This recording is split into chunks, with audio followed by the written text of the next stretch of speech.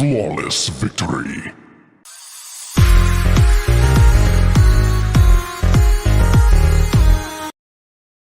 What's going on, everybody? Welcome to Sports Drip Live, alongside my brother from the same mother, Enrique Contreras. My name is Jose Contreras, and what a show we have for you today. We are back first and foremost. Ricky, what's up, man? What's going on, man? Long time no see. What's Ready to going do on, this man? show. Long time no see, absolutely. We have a great show for you guys, as I mentioned before. We are previewing UFC 281, Israel Adesanya versus Alex Pereira. We're also going to get into some boxing, Ricky. We got some big news regarding Caleb Plant, David Benavidez, and the king himself, Saul Canelo Alvarez. And then, of course, as always, we get into some wrestling, some great talk for you guys. But first and foremost, let's get right into the UFC 280. Like we always do. We start off with MMA. UFC 280 is on its way, Ricky. And what a main event we have when Israel Adesanya faces Alex Pereira for the first time here in the UFC. Now, I say for the first time for a reason. These guys faced off before. Ricky, do you want to explain to the people who are watching what happened in that fight between these two guys?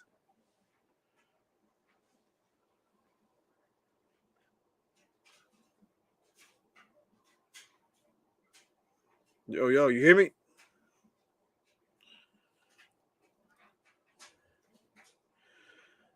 As my brother is going through some technical difficulties, let me explain to you what happened in the past. We had Israel Adesanya, Alex Pereira. They fought before in a kickboxing match where these two were giving it to each other, man. But Alex Pereira came out victorious, knocking Israel Adesanya out. And that's a big deal because Israel Adesanya is the middleweight champion in the UFC and a dominant middleweight champion at that. No one has been able to defeat this guy or even come close to it, let alone knock him out. And the fact that his opponent this Saturday knocked him out previously in a different company is a big deal. Huge deal. As we bring back my brother Rick, you hear us?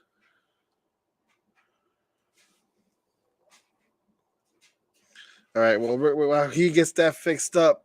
But yeah, huge deal because, again, this guy, Israel Adesanya, again, has been as dominant as they come in the UFC. We've had guys who literally faced him twice and still couldn't beat him. Guys who got knocked off the ladder, went up the ladder, came back, and yet here we are. And they just for whatever reason couldn't figure out why they couldn't beat Israel Adesanya. But the fact that he is now facing Alex Pereira, a dangerous Alex Pereira who knocked out Sean Strickland his last go around, is a big fight. Ricky, you there? You hear me? I'm right here, man. I'm back. You hear me good? All right, there we go. Yes, we're back. And as I was mentioning before, these guys fought before, man, in a previous company in a kickboxing match where Israel Adesanya got knocked out. You want to talk to us about that? Yeah. They actually fought twice in K1 kickboxing. So the first fight, Alex Pereira won by decision, and then in the second fight, he came back and knocked out Israel Adesanya with a left one of his deadliest weapons that he has in his arsenal. So with that, with that happening and to see, with all that kickboxing experience and Israel Adesanya being division here at 185. Like I said before, man, it's like Adesanya's past coming back to haunt him. Here he is. The UFC knew what they were doing when they brought Pereira back. When they brought him into this company, they put him in. They hot shotted him into a match with Sean Strickland, who was number 4 in the rankings at the time, knowing that whoever wins this, whoever won that fight would most certainly get a title opportunity with Israel Adesanya. And especially with Sean Strickland's fighting style as of late, man, he was a sitting duck for Alex Pereira, and that's what happened. Knocked him out, finished him, and now he got this title shot against his old foe, his old enemy, who he's beaten him twice.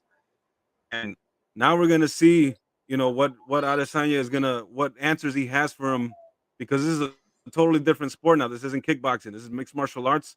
That means there's takedowns, there's wrestling, there's jujitsu added with with the punches and the kicks. So now we're gonna see what Adesanya's game plan is coming into this fight. You know, knowing those 2 losses that he had against Pereira and K1, is he gonna utilize the wrestling? Is he gonna take it to the ground? Adesanya is mainly a kickboxer, change style, against this guy and show him that this is a different sport. That remains to be seen. But Yeah, looking really very has. much forward to what both guys are gonna do in this fight, man. Yeah, it really has.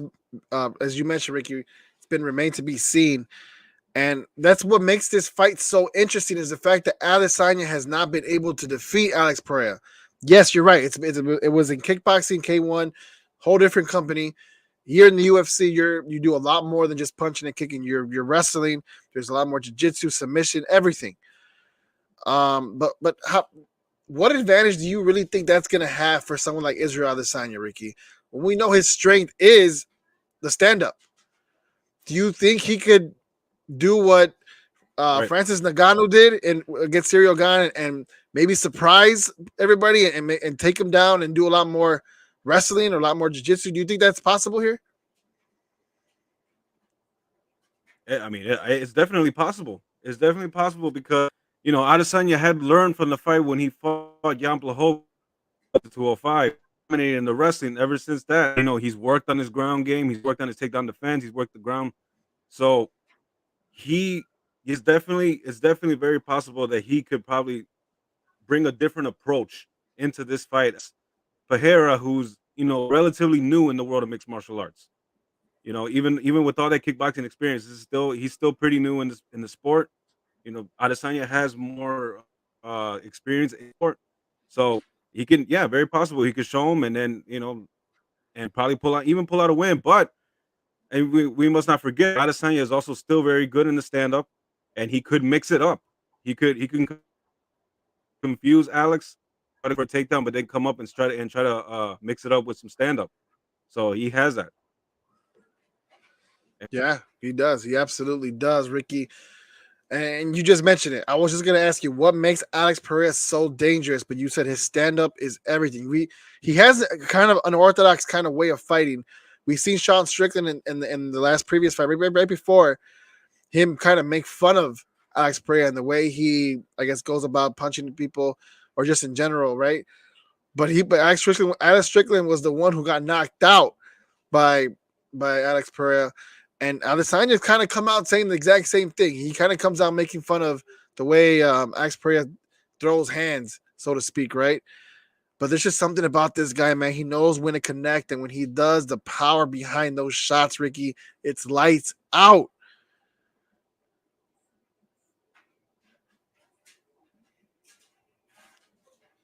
You hear me? Yeah, I hear you. I hear you.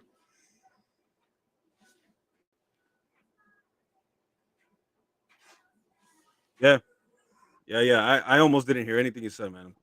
But I didn't hear anything you said, man. What was your question?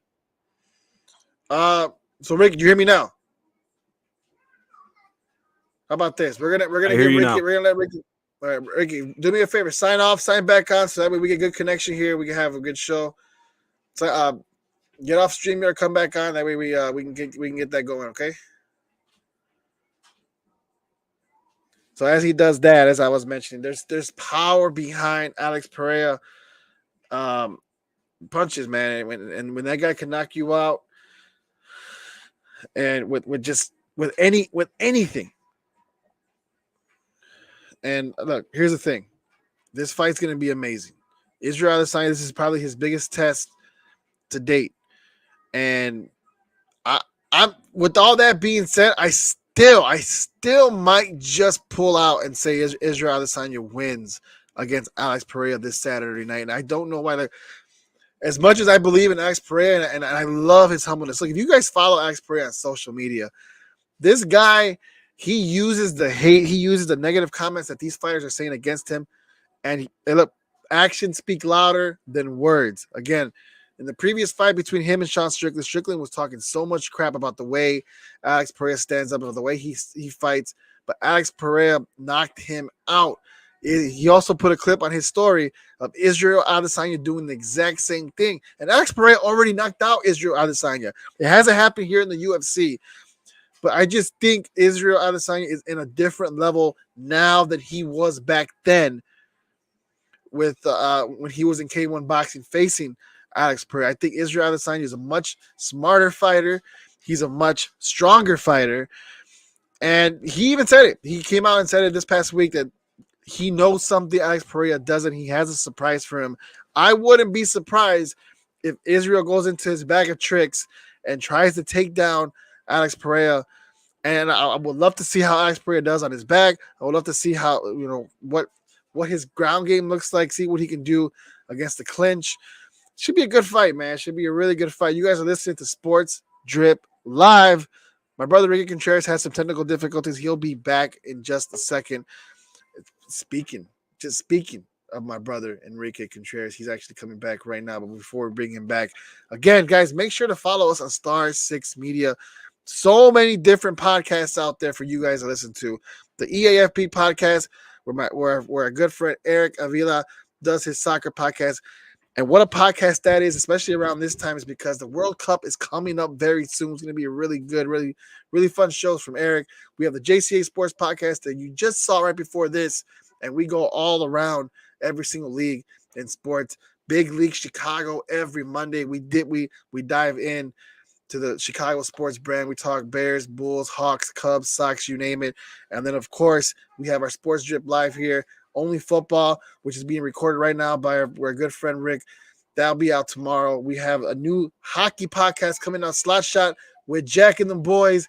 It's going to be again, it's a good time to follow Star 6 Media because we have podcasts and shows after shows after shows. But let's get back to this show, Ricky. Sports Drip Live. We're talking Israel Adesanya, Alex Pereira. And let's get right to it. Who wins this fight and why? Who wins and why, Ricky? Well, it's this one is a little tough, only because Adesanya has been on top of this division for a while now. All right, he's been beating guys. He's just been winning dominantly in all of his fights here in the UFC, in the middleweight division, that is. So, and it's interesting because his the way that it's been going from, it's kind of like almost Anderson Silva, like when he was on top of the middleweight division, where he was fighting match guys, beating them, and it's like he was just not like bored and doesn't feel like he has any more competition. Well, that's why Alex Pereira is in this fight, because this is a guy who beat him twice in kickboxing. Yep. So. And I mean, I don't know if you mentioned, I didn't hear, but I didn't mention either, man. Alex Pereira has a lot of power in his strikes, man. It's just, there's just something different about his power, bro. When he connects, it's lights out for these guys. We saw it with Sean Strickland. We saw it with Andreas Mahilades with the TKO flying knee that he hit. And, the one thing that we don't know is his wrestling. We saw it in his fight with Bruno Silva. He defended, but he also got taken down. He struggled a little bit with the wrestling, but he came back and won that fight. Yep. So if Adesanya decides to go that route with the wrestling, we'll see what happens. But as far as who I think wins, I think Pereira has the advantage in the stand-up, and I think he could not, especially with these 4-ounce gloves, that they wear in the UFC that they fight with. I think he might end up putting Adesanya out again. Yeah, Ricky. Well, right when you were out, what I was saying was, yes, I talked about Alex Pereira's power, right? How he was just able to knock out Sean Strickland. How he's already knocked out Adesanya. He beat Adesanya twice already. The thing is, I think this is a different Adesanya. This is not the same Israel Adesanya from back then and when they both fought in K1 boxing. This is a different, smarter, tougher, stronger fighter. And I wouldn't be surprised if he digs down in his bag of tricks, Ricky. And as I mentioned earlier, does something like Francis Ngannou did to Ciryl Gane and takes him to the ground. And as you mentioned, let's see what you can do in the clinch. I hope Alex Pereira, though, isn't taking that lightly. I hope he does practice more so on the ground. Maybe he comes out and takes Adesanya down more. I don't know. Regardless of the fact, this is going to be a very interesting fight. Because there's so much on the line. Israel Adesanya has been so dominant in the UFC. We've always talked about who could be the guy to dethrone him. But as you mentioned, if there's anybody that can do it, there's a guy who's done it already twice, and that's Alex Pereira. Yeah. And then I'm wondering too if he's even preparing for the clinch work and wrestling because like we saw in Francis Ngannou and Cyril Gane, it didn't look like Cyril Gane was really actually anticipating that Ngannou would take him down. You know what I'm saying? So Yep. wondering here if Pereira is expecting a stand-up fight with Adesanya and doesn't really think he's gonna try to take him down, but Adesanya could surprise him. And it's just like Absolutely. you said, he is a smarter fighter now. He's more complete. He has a lot of experience under his belt too now.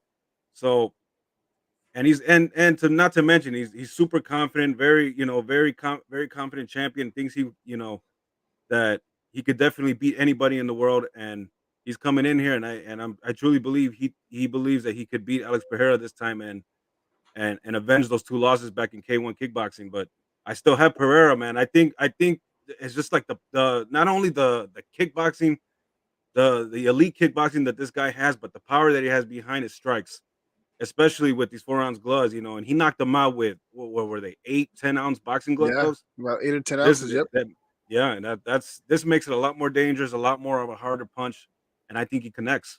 I got Pereira winning.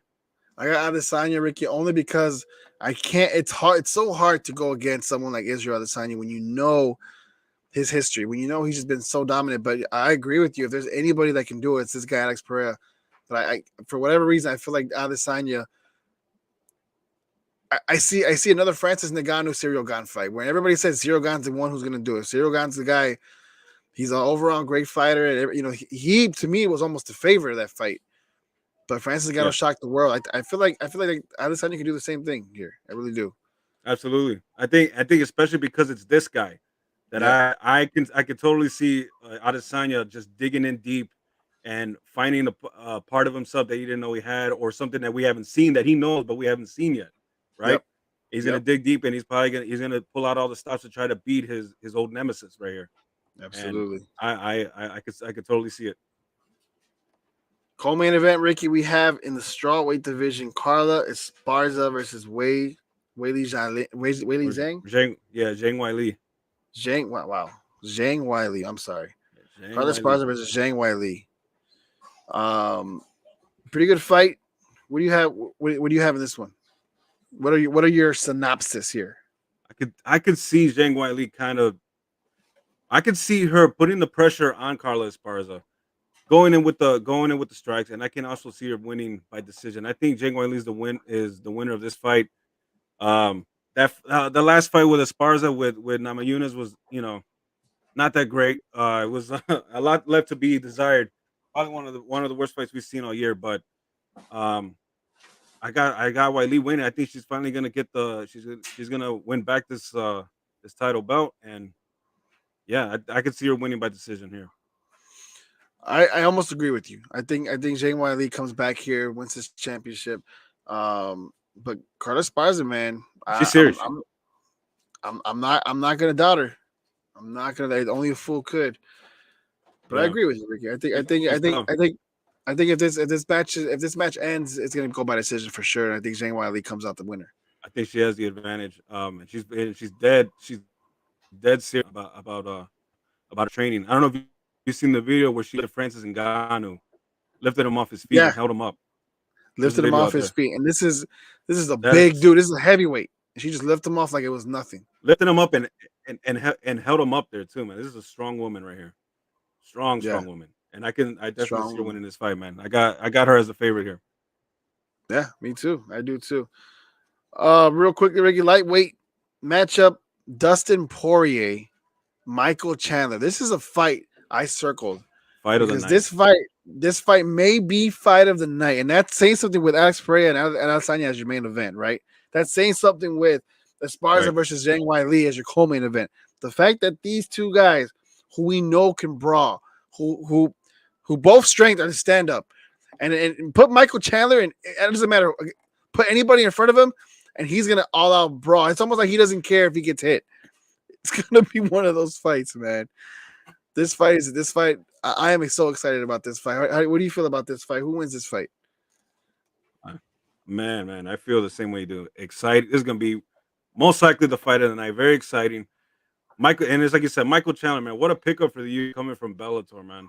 Yeah, This dude has been putting bangers. He's been putting out fight of the nights, fight of the year candidates, and this is no different right here, man. Against Dustin Poirier, these guys also, I think they had a, a scuffle at one of the UFC events where this all started, and sure enough, this fight got put together. I got Dustin Poirier winning this fight, man. But I think it's gonna go. I think it's gonna go to decision. It's gonna be an all between these guys. Dustin For sure. Poirier, Ricky, 28-7. Can you see if he does win? If what you're saying does come into fruition, is he next in line for that title? Because I kind of feel like the man deserves it. I feel like there's anybody right now in that division. Dustin Poirier is the guy. But Michael Chandler is just one of those guys, man. Michael Chandler is one of those guys. Again, it doesn't matter who's in front of you. You just put him in that cage. You put him in that octagon.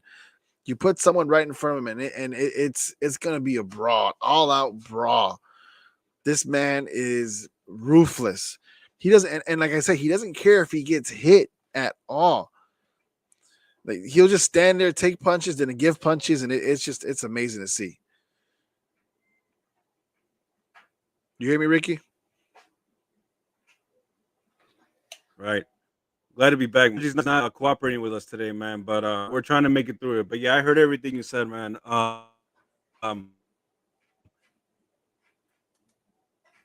Yeah, Michael Chandler, he's a fighter, man. He has the heart of a fighter. They'll put on a show.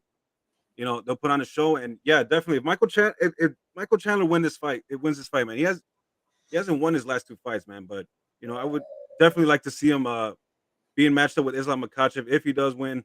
Even Dustin Poirier too, man. He deserves another shot too. So anybody, whoever wins this fight, man, it'll definitely put him up in that pecking order. Yeah, I think Dustin Poirier over Chandler only because of what you said. Chandler lost his last two fights, but let's be honest. The reason why he lost his last two fights is because of the way his fighting style. He has to be a lot more smarter fighter than me. You can't just go in and let anybody just rock you, and he does that. You know what I mean? Like he has like that Korean zombie. He's a scrapper, right? He's a scrapper, man. He has that Korean zombie feel where he just walks up to you and you hit him, and he'll take the punch, but he'll just keep going, and that can only last for so long, man. That's the reason why he loses his fights. To be honest, if it goes to decision, it's because he's allowing these guys to hit him, and if he gets knocked out, he gets knocked out. I mean, but I understand. I understand. He's a fighter. He's a brawler. But that actually, I just forgot, man. Wasn't his last fight against Tony Ferguson? He knocked him out with that front kick. Oh, yeah. Okay. So that was that. Yeah. So that. He did win that one, and then the two before that he lost. But yeah, with that win, I mean, and that's knockout of the year, man. I don't think I've seen anything better than that so far. So it's gonna be a good fight. Absolutely, bro. Absolutely. It's gonna be a great fight. And if he wins this one, and then especially in another highlight reel knockout, man, you can't help but give him another shot. Right. And then especially with all the fights, all the entertaining fights that he's put on all year and last year and this. I mean, come on, Dana, you got to throw him a bone, man. Right. This guy is putting on a show for your fans. So if he wins in spectacular fashion, yeah, definitely, for sure. I think Dustin Poirier comes out of this fight as the winner. I think he's definitely in the mix. I think he's definitely in the mix, if not the number one contender after this fight. But for sure, Rick, I think this is his night. I think he wins it. And as you said, it's tough to say that when you have someone like Michael Chandler who literally is the show, steals the show basically. But Dustin Poirier to me wins. I think he wins by decision. I don't see anybody get knocked out here. I think both guys have good enough chins. It's gonna be a brawl. It's gonna be a good fight. But I feel like in 3 rounds, it'll go to decision, and Dustin Poirier takes up the win. You agree? I agree. I think Dustin Poirier has it. He has the advantage here. Very durable guy. He doesn't get finished very often, and can stand up and bang and wrestle with Michael Chandler. Just as equally. So yeah, I got Dustin winning this for sure. That's right. You guys are listening to Sports Drip Live. Alongside my brother Enrique Contreras, my name is Jose Contreras. UFC 281, Ricky. This Saturday we will, we will review it next week. We will talk UFC. We will give you guys all the insights. Everything that happened should be a fun show for sure.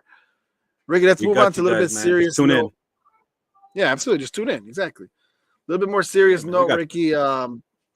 little bit more serious, but at the same time, it's also something I think it was long overdue. Cain Velasquez out on bail, finally with his family after being arrested almost 8 months ago.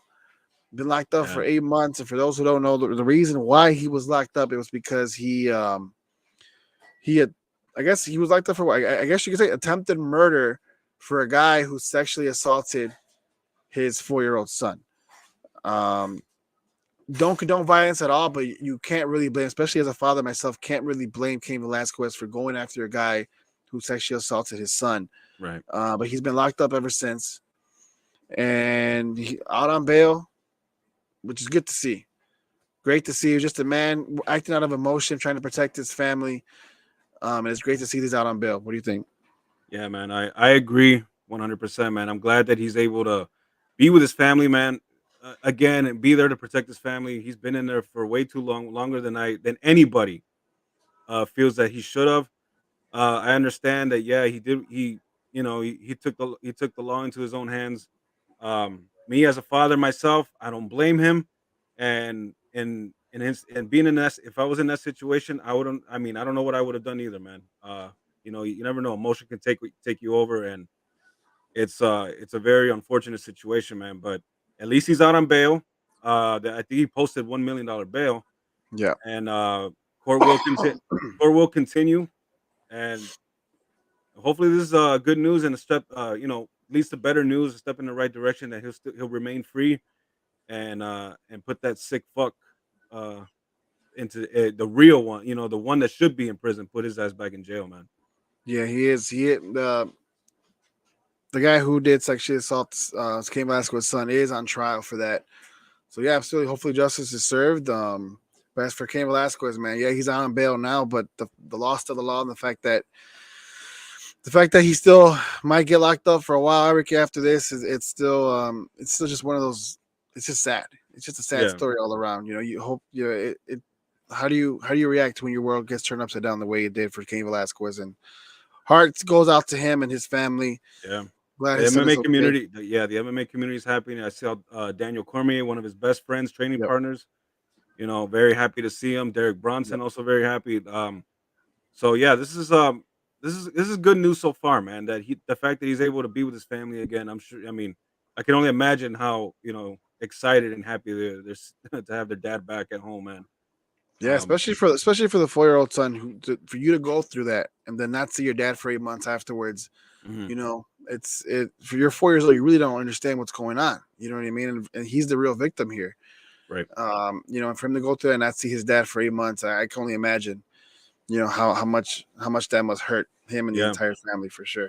Yeah, and as a father myself, man, I'll do whatever it takes to protect my kids and my family. So, again, my heart goes out to Cain Velasquez, and hopefully, everything goes good from here.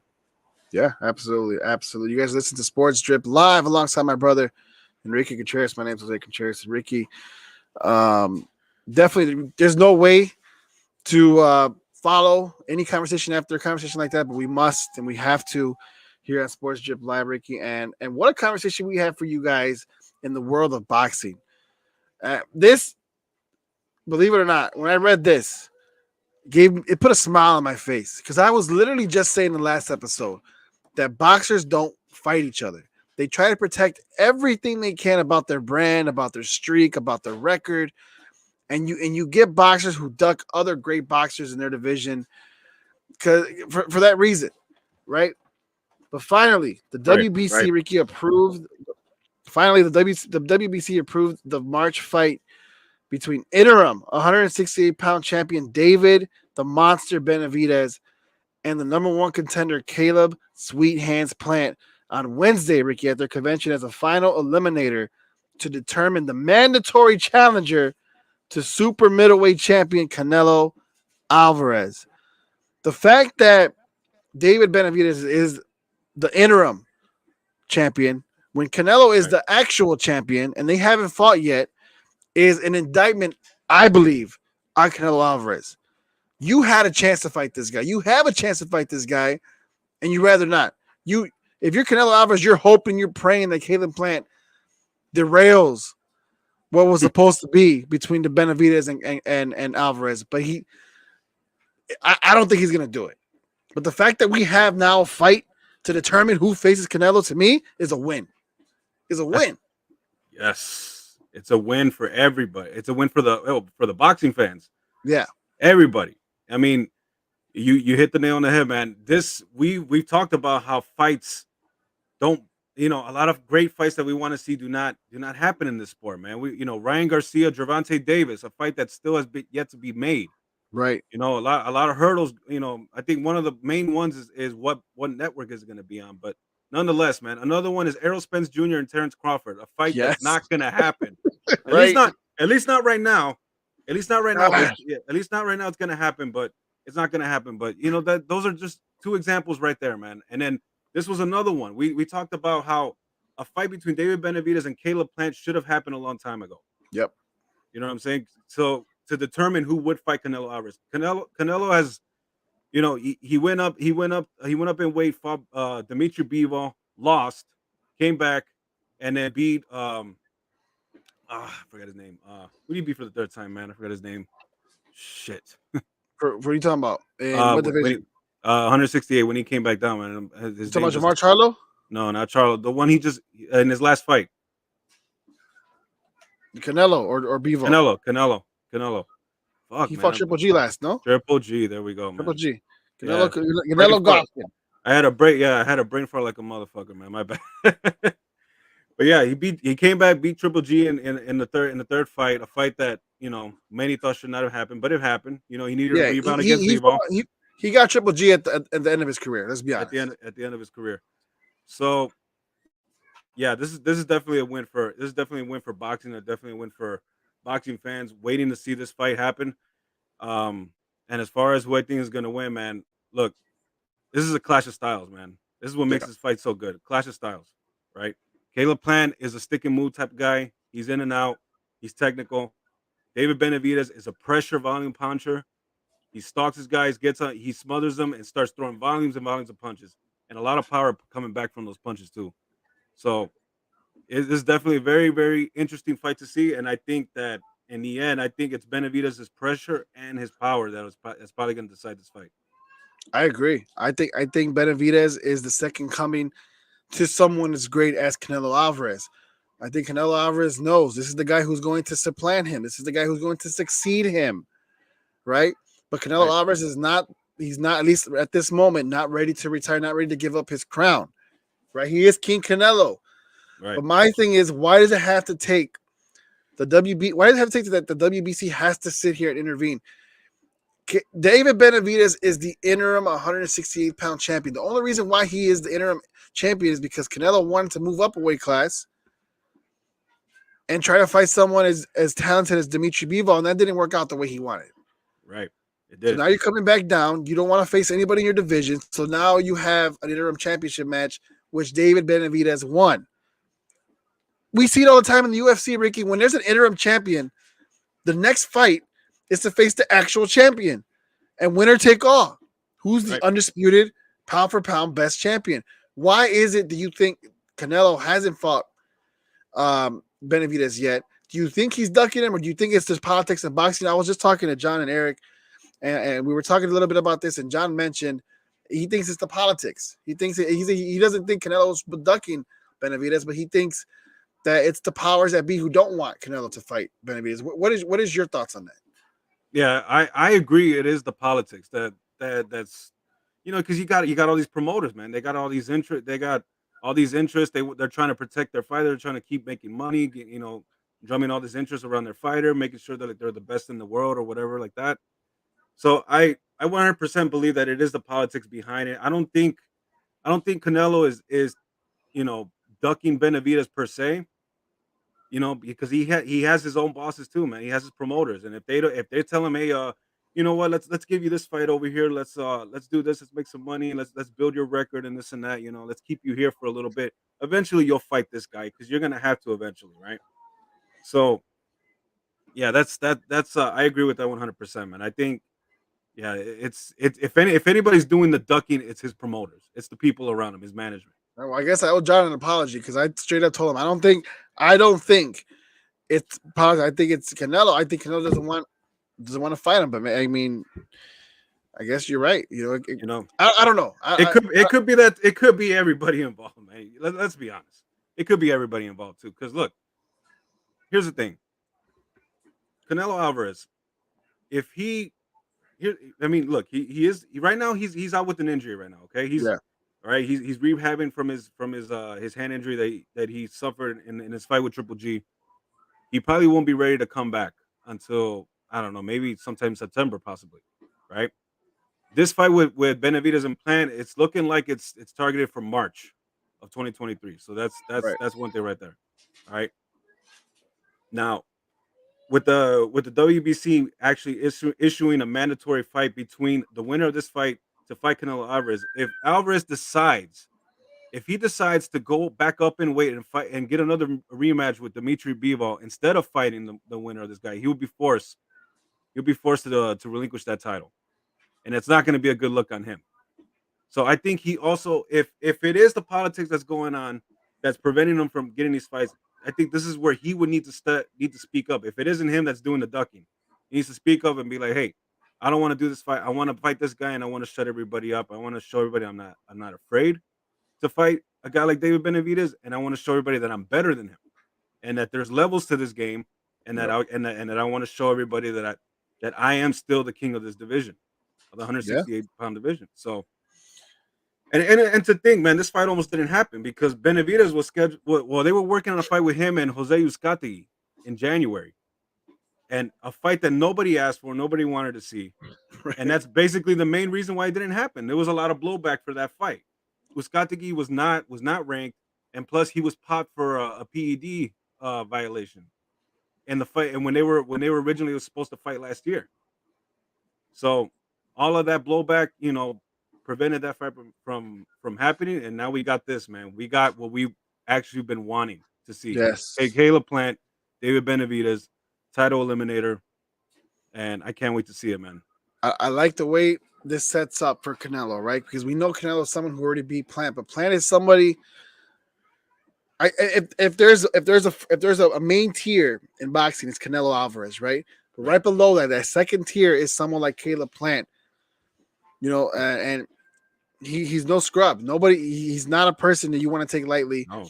So for him to face Benavidez, if Benavidez defeats Caleb Plant, that puts hype around Benavidez, and that sets up perfectly for promoters for money against someone like Canelo Alvarez, because then you have something to build off of. Not saying that you don't have anything to build off of now from Benavidez, but from defeating someone like Caleb Plant, who will probably be Benavidez is probably toughest opponent to date.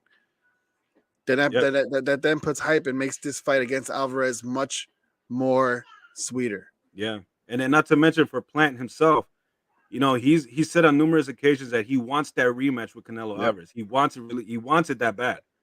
And then he came back, he rebounded from the loss against Canelo Alvarez, knocked out a former champion, Anthony Durrell, just knocked him out cold. But there's no bigger statement that he can make to state his case with a rematch against Canelo by beating the guy who's not only the interim champion in this division, but it pretty much considered the boogeyman of this division, where everybody or people are just avoiding a fight with this guy, or ducking, or whatever you want to think that if these fighters are avoiding him because they're afraid to lose, or they don't think he's competition enough. Nonetheless, he beats a guy like David Benavidez, most certainly. I mean, you can believe that he could come back and try to if he could probably dethrone Canelo Alvarez for the second go around. So yeah. So there you go, man. A lot is at stake in this fight for both guys. It really is, and it's as exciting as it is, Ricky. I can't wait to see it. You mentioned already that you think Benavidez comes out on top. I agree with you. Real quickly, if there were to be a fight between Alvarez and David, this is early prediction. This is a way too early prediction. If there was a fight between Benavidez and Canelo Alvarez, if Benavidez does defeat Caleb Plant, and then they finally try to unify that championship, who wins that fight? In your humble opinion. In my humble opinion, well, let's look at the advantages here, man. All right, what's the main advantage that Canelo has over David Benavidez? Experience. Experience. Right. Let's look at the advantages that Benavidez has. younger, taller. He's like about Fa- 6'1", I want to say faster. faster, and probably more powerful in his punches. Yeah.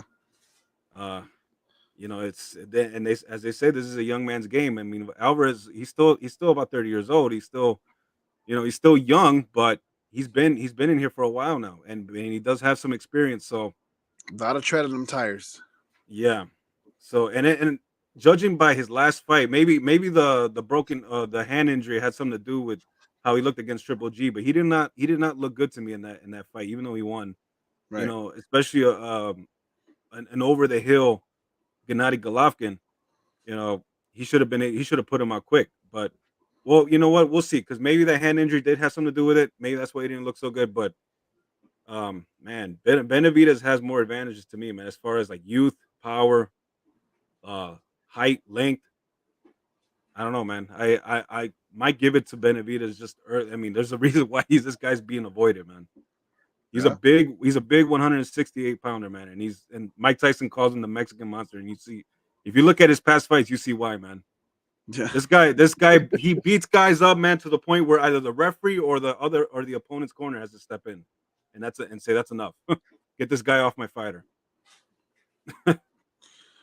Crazy. So, The Mexican monster, the boogeyman, the interim middleweight champion, David Benavidez, will face Caleb Plant. Winner faces Canelo Alvarez in the future. Boxing, thank you so much, Ricky. State of boxing right now looks pretty good. well, Looks at least pretty with darn good. this is a good sign for sure. Yes. This is a step in the right direction. Hopefully now Yes. we'll start seeing more fights that the fans want to see. Yep, So absolutely. absolutely, yeah. Step Once in the right again, direction. yep. Once again, guys, you listen to Sports Drip Live, brought to you by Star 6 Media. Again, we have plenty of podcasts and shows for you guys to listen to. Whether you're a hockey fan, a soccer fan, a basketball, football, MMA, boxing, we have it here on Star 6 Media. Make sure to follow Star 6 Media on TikTok, on Twitch, on Facebook, on Instagram. Listen on Spotify, Apple, and anywhere else you can listen to podcasts. You would find Star 6 Media and you would find every single one of our shows. Ricky, as always, let's get into some wrestling. Now we're going to the wrestling portion, which is usually around the end of the show. But we're not over yet, Ricky. We're going to the wrestling portion and let's talk WWE. As Crown Jewel was this past Saturday, and not a bad pay-per-view. It surpassed Clash of the Castle for the highest grossing international pay-per-view. And I thought it was a pretty good card. I thought it was a pretty good show. Obviously, the main event is what stole the show. Logan Paul, Roman Reigns. Great match. Logan Paul, for him to be just good at everything, whether it's he has his podcast, which is great. He used to be a YouTuber and he was successful there. He, Right. he had some boxing fights, although you could, question if they were legit or not, but he faced someone like Floyd Mayweather. He made some good money doing it. And now for him to come into the WWE and not only show up, but show out. I mean, this guy is legit. He's a legit athlete. And what a show, what an entertainer, man. Because him and Roman Reigns, they tore the house down, in my opinion. Yeah, I agree. And this is a Paul brother that we're talking about, but this is probably the Paul brother I don't mind watching Right. because yeah, man. I think we talked about that Jake Paul Anderson Silva fight, right? Yeah, we Off the did. air, and you mentioned, oh, there's probably talent there, even though we probably a lot of people assume that it was fixed. Right. I think the real talent is in Logan Paul, as far as athletic ability, right? I mean, I'm not discounting Jake Paul, but Logan Paul, man, on this night, dude, he looked like he'd been wrestling for what 5, 6, 10 years, man. He's a natural. Yep. He's a natural. Yep. He did not look out of place at all. And he even did a buckshot lariat, man, that I think probably looked better than Hangman Adam Page's buckshot lariat. Yeah, right? Or he definitely did it better. He definitely did it better than CM Punk for sure. When CM Punk tried to do it, I mean, Yep. he blew him out of the water with that. But yeah, man, he was flying all over the place. Leaping. I mean, the dude had some great height in some of the spots that he did, and And Roman Reigns too, man. He made him look good too, man. You can't Absolutely. the tribal chief. The Underrated. Underrated is the fact that how he's able to put over his opponent. So underrated. Yeah, when it comes to Roman Reigns. exactly, man. But that's why he is the top guy in this company and in the wrestling business, really, arguably, man. Yeah, You know, 100%. you know what I'm saying? So, yeah, very. I mean, this is only like what Logan Paul's third match in Yep. the WWE. This guy has a bright future, man. Very bright future. I mean, whatever you might think about the Paul brothers and whatnot, man. If you put that aside, you got to recognize talent, and this guy has it, man. You got to acknowledge it.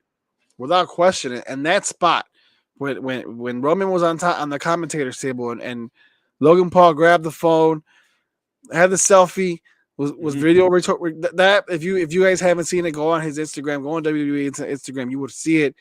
That is a shot. That is such a beautiful angle, a shot from Logan Paul on his cell phone Right. when he elbowed Roman Reigns from that table. It was amazing. Great matchup all around. I thought the pay-per-view was pretty good. It was a lot better than I expected, man. I expected it to be good. I expected it to be a good match, but man, it became better than I totally expected. Then we saw Jake Paul too, man, make his appearance. Jake Paul, and so did so did Logan Paul's friends, Mike, and I forgot the other guy's name, but yeah, I mean we had the Usos come out, beat them up a little bit, but for them to be able to take those hits, pretty impressive, man, for sure. And by the way, Logan Paul did get hurt in this match. Yeah, tore his ACL. Tore his ACL. You would have never known it, just by watching. But yeah, tough as hell, dude. Tough as hell. Yeah. Well, yeah. Welcome to the wrestling business, man. Nobody leaves unscathed. Nope. Nobody leaves unscathed. Exactly. So, but credit to him, and credit to Roman Reigns. Great match. Is there any other match you want to talk about? Or is there anyone that stood out to you? Trying to think, man. What else was on this? Let's see. I mean, the Brock Lesnar and Bobby Lashley match, I liked it, but the ending, I didn't agree with it. The way that it ended, it looked like I think he had Brock in the hurt lock, and then Brock fell on him, and supposedly the ref countered it, but it looked like Bobby Lashley's shoulders were not on the mat. But I guess it must be leading to something. But yeah. Yeah, it has to. And now they both have. They're both basically 1-1 in their matchups together. So it's going to lead to probably a bigger pay-per-view, maybe in Survivor Series, maybe a Royal Rumble, wherever. If they want to drag it all the way to WrestleMania, yeah, they can. Right. both with the win. Who wins the tiebreaker? They can do whatever they want with that. So I agree with Brock winning, but I agree with you that the way he won was kind of. It was kind of lame. It was kind of lame. Absolutely, yeah, it was. And then what? Then a match that surprised me was Braun Strowman and Omos. Yes, I'm so glad you brought that one up. It turned out better than what people thought it would, for sure. There was some drama behind that. Believe it or not, on Twitter. Did you hear? Did you read this? Did you hear about this? I did. Yeah, but go ahead. I did hear it though. With Braun Strowman tweeting, "Holy hell, the Giant Omos! Can you believe we got 47 5-star matches?" And we reminded the people that no one cares about these flippy floppers. Giants and monsters over flipper bag your groceries at Kroger. Basically saying him and Omos are huge guys. These guys are almost 7 feet. Well, almost 7 feet, over 7 feet. Yeah. But Braun Strowman is close. He's like 6'9", 6'8". Huge guy, right? Both really big monsters, and they had a really good match. You really don't see typically great matches from guys who are that size. Right. And Braun Strowman is basically calling out the guys who are smaller, who do a lot of flips, high rope stunts. You know what I mean? Yeah. And that the backlash that he got on that, Ricky, was massive. I mean, you have guys in the company that work with you in Braun Strowman, like Mustafa Ali, tweeting, "Can you teach how to get fired?" Just taking shots at Braun Strowman. You have Ricochet, another guy who works in WWE with Braun Strowman. Just don't ask him to stand on a scale, or he'll threaten you. He'll threaten to sue you. There was a video not that long ago where someone brought a scale to Braun Strowman, telling him to step on the scale, and Braun Strowman was like, he got upset. Right. He got upset. You have Will Ospreay from IGWP. Yeah. Why are you so mad about making money? It's dead funny that you actually done such a great job yet you're mad at other people that do the same job as you. Relax, my guy. Just say you really enjoyed showing super heavyweight wrestling, which is true. Yeah. You don't have to. Go ahead. He didn't have to put anybody down. No, he didn't. But he did. And then Chris Jericho trolling him as well. I used to bag groceries, and he's the greatest wrestler of all time, in my opinion. Right, one of the greats for sure. Yeah, Right. man, that's just what a pea brain this guy is, man. Yeah. Why? I mean, he's done this before. He has a history of doing this. Actually, Yeah. he has a history of doing this. He's done this before. He's gotten called out for it. Then he gets fired. This is when Vince McMahon was running the company. He's just fucking lucky that Vince McMahon's no longer there, and Triple H decided to bring everybody that Vince McMahon fired, man. Yeah. Or else this guy would still, I remember him making a comment about making fun of indie wrestlers. This was during the pandemic era, and saying about, oh, you indie guys should, find something else to do if you can't make it in this business or something like that. Stop complaining and crying. Then what happens? He gets fired and he ends up in the indies himself for a while. So stay humble, man. Stay humble, bro. Exactly. you don't realize how much of a douchebag this guy could really be until stuff like this. Like, bro, you had a great match. You got brought back to work. You had a great match. Good. Build off it. Like, you don't have to bring anybody else down, man. Like, no, man. Especially guys that you're working with. I mean, look, this is still the wrestling business. Everybody has a different style. Right. The smaller guys actually do have to do that kind of stuff in order to get over. And if that's what's getting them over, and leave them alone. You're a big guy. You obviously can't do the flippy shit that that they're doing. You gotta play the big man. So it's all about different styles, man. So. Very impressive the way he picked up almost though to do that Braun Strowman power slam. That was pretty impressive. Yeah. You gotta admire the strength for sure. And last but not least, Ricky, we did talk about Vince McMahon, and he had a protege, so to speak, someone that he was really high on in Austin Theory. Austin Theory was featured a lot when Vince McMahon was in power. Austin Theory won the Money in the Bank when Vince McMahon was in power. Right. Well, Vince McMahon's not in power anymore, and we haven't really been seeing much of Austin Theory. He still had the Money in the Bank briefcase. We haven't seen much of him now that Triple H is taking over. Right. Which is surprising to me because I still think Austin Theory is a great talent. Yeah. But I guess Triple H doesn't view him as high as Vince McMahon did. And this past Monday night, with Roman Reigns being part-time and him having the double champion, both the WWE and the Universal Champion, right now, I guess you can say the United States Championship is like the title on Raw, and Seth Rollins hold it. But you've seen Austin Theory come and try to cash in on Seth Rollins in that United States Championship. It made no sense to me for that to happen. Because you're Austin Theory. You've already been United States champion before. Right. Don't you want to cash in on the WWE champion? How does that make you look? You know what I mean? Yeah. But more importantly, how does Triple H view him? I don't know, man. That doesn't that's I mean, I don't even know if Vince McMahon would have done something like that, especially with the guy that he took as his protege in Austin Theory. But yeah, that was kind of a real boneheaded decision right there on Triple H's part, man. To have a guy who's already been United States champion, why the hell would you want to cash in to try to be the United States champion again when you have an opportunity to become either WWE or Universal champion? That's one thing. And then the fact that he didn't even win, he lost. I don't agree with it, man. I look, if there's anything that Vince McMahon did get right, that I believe, in my opinion, did get right, is picking the next guy that should be at the top or working his way up. I thought Austin Theory has the tools, he has the potential to be that next guy, next top guy. So with that, I did agree with Vince McMahon on, but it's plain to see, man, because it's plain to see now that Triple H is in power. He's not a Triple H guy. Nope. He's not. I mean, we seen this guy. We barely seen him, like you said. And then when we do see him, he's treated like a geek. And then this makes him look like the biggest geek in the company, going after the secondary title when you have a shot at the main title. And on top of that, you lose. So like they could have had him try to cash in after Roman Reigns beat Logan Paul. They could have tried to at least do that. Like, I thought that would have brought hype. I thought that would have been a great decision because you're like, oh my God, is this really going to happen? Right. You know what I mean? But then you have the Usos, you have Solo Sikoa, someone who could attack him or help Roman win that. You know what I mean? Win that whatever match that cash in. But that at least makes you can still say, hey, they're burying Austin Theory, Yeah. but at the same time, that gives them a lot more credibility. That gives them, I feel like it gives them more credibility because, again, as you mentioned, why would you cash in on a secondary title Oh, this is when a you can straight cash in burial on to the me. main prize? That's what the Money in the Bank is for. It's never Right. been cashed in on a title like the United States Championship. Like, really? Or even the Intercontinental Championship or anything like that. Right. You know?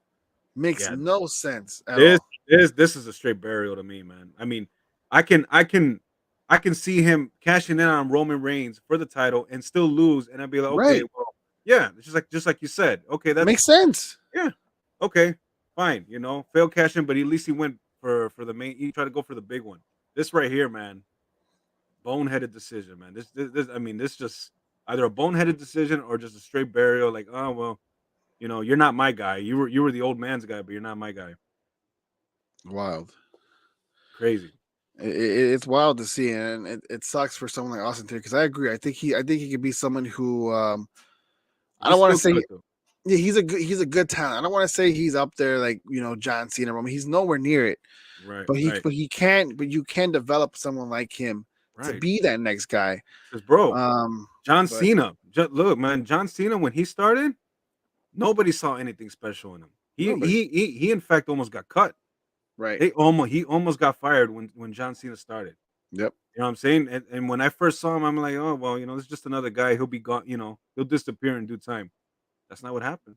Nope. So, we can look at Austin Theory now and be like, okay, yeah, he's got something, but I don't see the big deal. He can end up being a big deal 5, 6, 10 years from now, man. He could be the face of the company. You never know.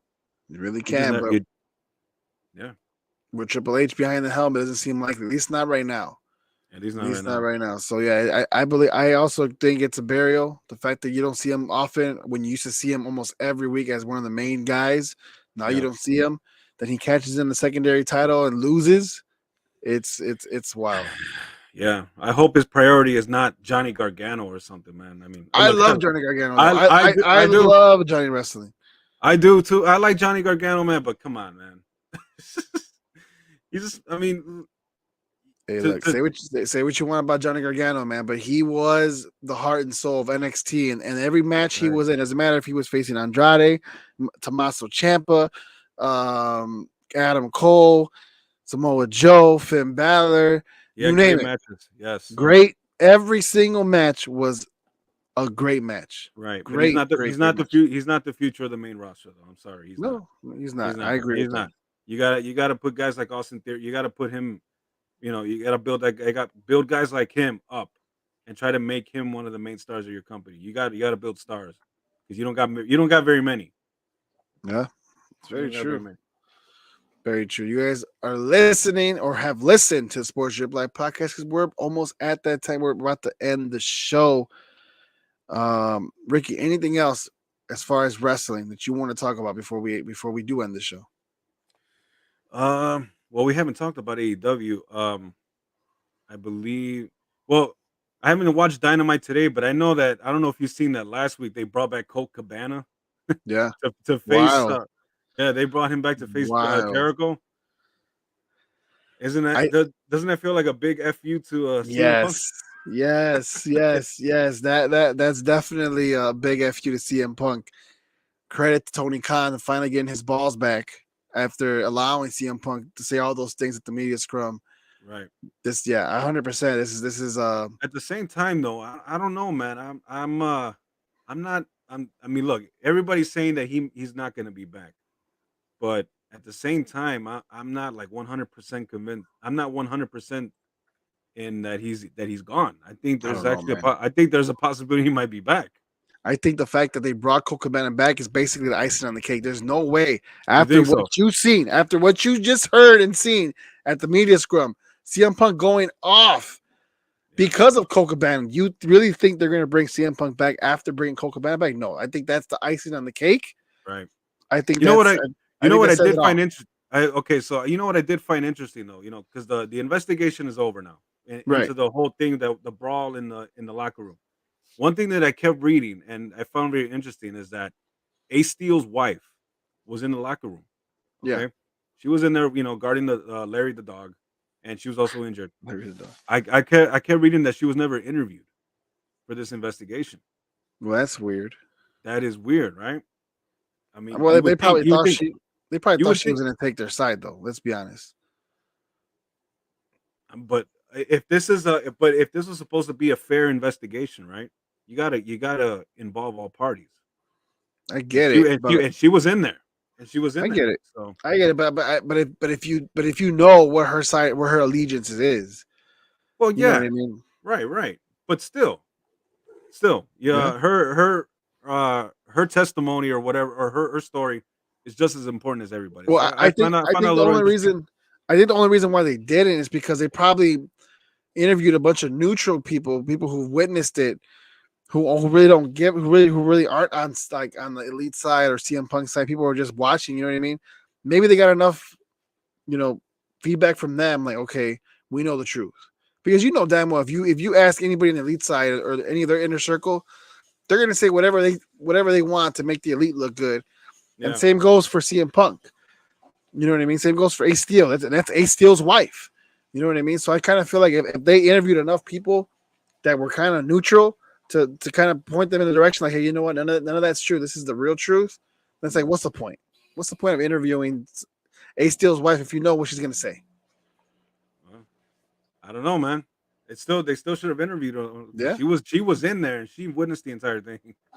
You know what I yeah, mean? So I don't know. It's just like I said.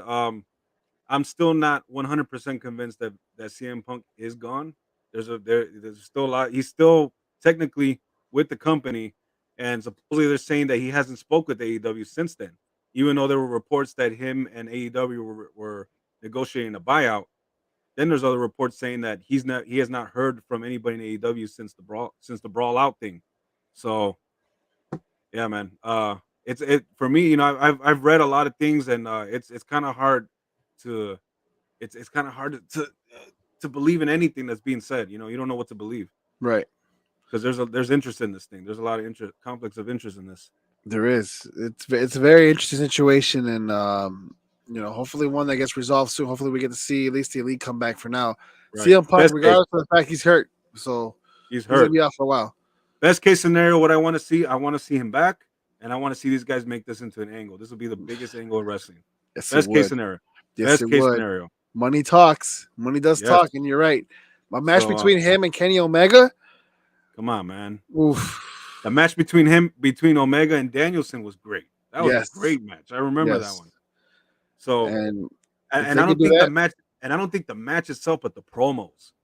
The promos, I mean, more on CM Punk's end because Kenny Omega is not really known for his promos, but all the if they agree to work together and whatever they agree to bring up, as far as like personal feelings, I mean that is must see dude. TV right there, man. If they can make that happen, all credit goes to Tony Khan. That'll be the chef kiss of his work here with AEW. Yes. If he could bring all parties back and have them work at England, as you mentioned, hmm AEW is legit. He needs something right now, man, because right now the talk of the town is WWE. Everything around WWE, right? Everybody is enjoying what's going on in WWE right now, Yeah. and AEW has kind of lost its edge a little bit. A lot of it. A lot, and, A lot right, of it. a lot of it, right? Because remember Lot last year they were the talk. They were Yep. they were bringing in Brian Danielson and CM Punk at the same time. That was Adam the Cole, big- everybody. Adam Cole. It was the biggest news in 2021. Yep. CM Punk's return, and Danielson's defection to AEW. Yep. You know what I'm saying? Now Mhm. the talk is Triple H and WWE. So yeah. Tony Khan needs something big like that, man. He To does. get back He on top. does. To get back on top. To get all the buzz surrounding AEW again. Yep. And speaking of buzz, a lot of buzz here on Sports Drip Live. Thank you guys for watching. And Ricky, that was a great sign. I'm glad you brought that up because you're 100% right on every point you just made. It would be great. We'll see what happens. I don't know if it's going to happen. I know. But I would love it. I would love it to. Let's be honest. Because nothing's official yet. Nothing, CM Punk's still technically with AEW. I cannot see him going to WWE. I don't know. Some people might be able to see it. I can't see it, but Right. we'll see, man. Because he will make a big splash in WWE too. That'll be a 100%. That major would be one return. of the biggest. That would be one of the biggest news in wrestling history, especially after the fact after he left and then all the drama surrounding him in AEW. I don't see it happening, but it would be great. Definitely be great. Right. You guys have watched Sports Drip live alongside my brother Enrique Contreras. My name's Jose Contreras, and thank you guys for watching. Thank you guys for tuning in. We've had some people tune in, so I saw y'all. We appreciate it. You guys can always catch this episode on Facebook, on YouTube. It'll be the replay will be there. It'll be on Anchor and on Spotify. So make sure to tune in, guys, every Monday. We'll be back on Monday. Every Monday, my brother and I will be back, and we'll actually review UFC 281, the Adesanya versus Pereira fight. We'll talk more wrestling. We'll get into some more boxing talk. I think that Caleb Plant Benavidez to face Canelo, I think that's going to be a great topic going forward. Every single show. Oh yeah, for sure. But yeah, man, thank you guys for watching Sports Drip Live. Ricky, anything you want to say before we leave? Thanks to everybody that tuned in, and thanks for waiting for us, man. And we look forward to the next show. Absolutely. Thanks for putting up with all the technical issues too, by the way. We had in the beginning. We got it. We're professionals here. We know what we're doing. You know what I mean? Yep. So yeah, thanks guys, and we'll see you next week. Yep, we'll see you guys next week. Again, alongside my brother, my name's Jose. That's Enrique, and we will see you guys next